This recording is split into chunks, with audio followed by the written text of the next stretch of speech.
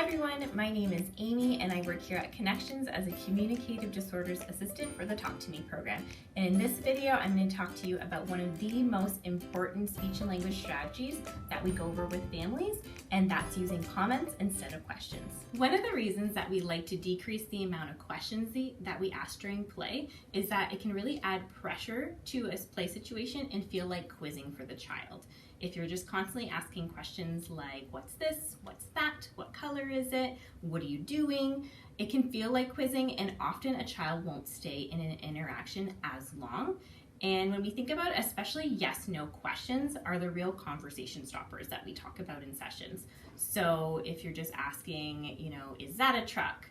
Are you hungry? Do you want more bubbles? Really an appropriate answer for your child would just be to yes, say no, and nod and shake their head, and there'll be limited opportunity for them to add something new to the conversation. So instead of asking questions, what we encourage families to do is comment whenever possible. It really is the most natural way to model language and encourage your child to imitate you possibly or add something new to the conversation. So I'd like to think of commenting as really just narrating what I'm doing. It's as simple as that.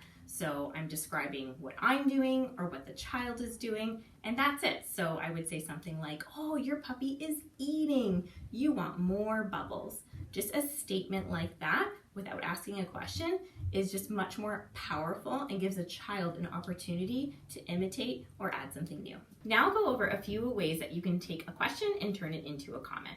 So if your child is playing with some play food, instead of saying something like, oh wow, do you like ice cream too? You could just make a statement like, oh wow, this ice cream is really yummy.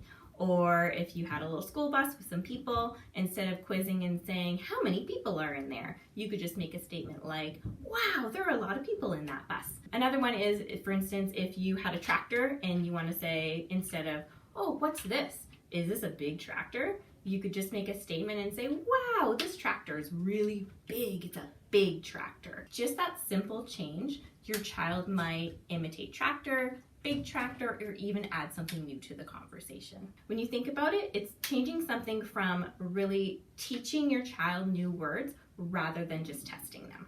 One thing to keep in mind when using comments instead of questions is watching your intonation while speaking. So just because something is not phrased as a question doesn't mean you're not asking a question by accident. So if I were to say to you, coffee, you might say, yes, please, I would like some coffee.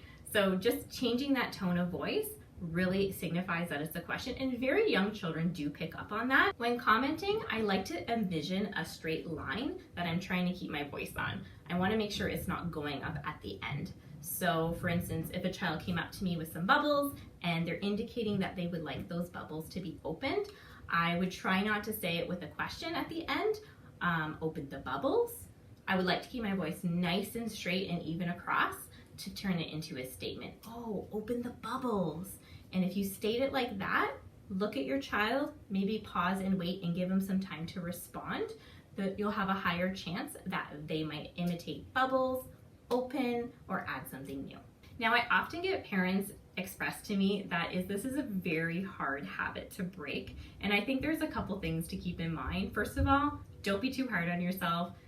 As caregivers, we ask genuine questions all day long. We have to kind of get through the day and when we don't know the answer to something. But if you are choosing this strategy and it's something that you want to try, I like to suggest to people just choose one time a day, one play activity to give it a shot.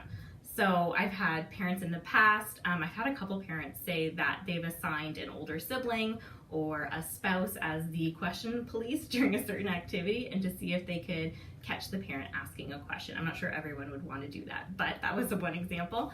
I had another mom that she chose brushing her child's teeth before bed as an activity, and which is a great one because you do it every day. It's very repetitive and predictable. So what she did was actually take a Post-it note. She just drew a question mark, put a big X on it, and stuck it on the bathroom mirror. And that was her visual reminder to just take that one time a day to make the effort to make comments instead of questions. So when her child was indicating that the water needed to be turned on, rather than saying, oh, water on, she would make statements like, oh, water on, toothpaste on, let's brush your teeth.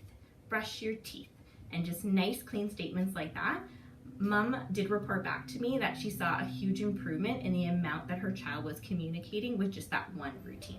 Thank you so much for watching, and I really hope you enjoyed this video and found it helpful.